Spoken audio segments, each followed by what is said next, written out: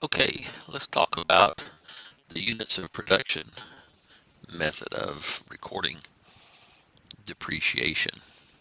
Just like straight line, you have cost and salvage value and a depreciable value.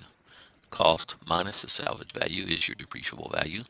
You also have a useful life, but instead of years, it's in units of production. Miles for a vehicle perhaps, or machine hours for factory equipment, etc. And your annual depreciation is not really annual depreciation, and it's more like unit depreciation. So if you have a useful life in so many units and a depreciable value, you divide the depreciable value by the number of units and you get the depreciation per unit, or the rate if you want to call it that. In this case, we have the same asset. It was $145,000 that we talked about for straight line depreciation.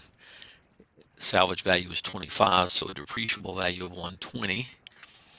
Useful life in units is 20,000 hours, so that is $6 per hour. So every hour that we use this machine, we will charge $6 to depreciation expense and accumulated depreciation. I'm going to scroll up. You'll see the straight line.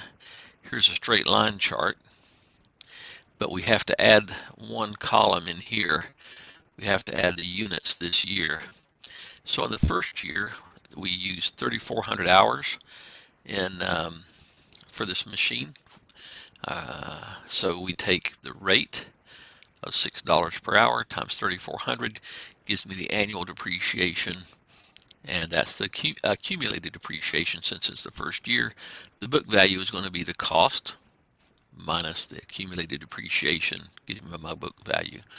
The second year, we'll say we use it 5,000 hours, the same thing.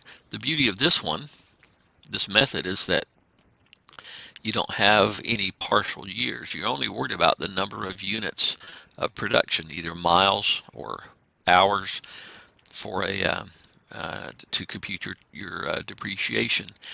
In the last year, let's say the machine will use 6,000 hours. You'll notice here that we have gone over the useful life. Those we've exceeded the useful life.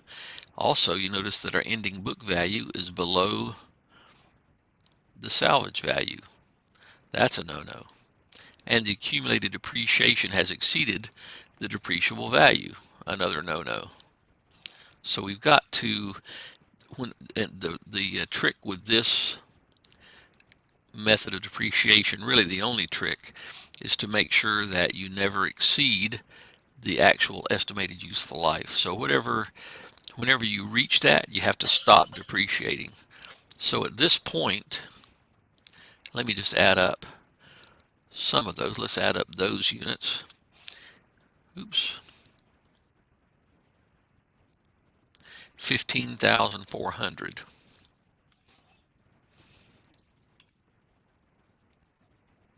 So the most units we can use the last year is 4,600 to get up to 20,000.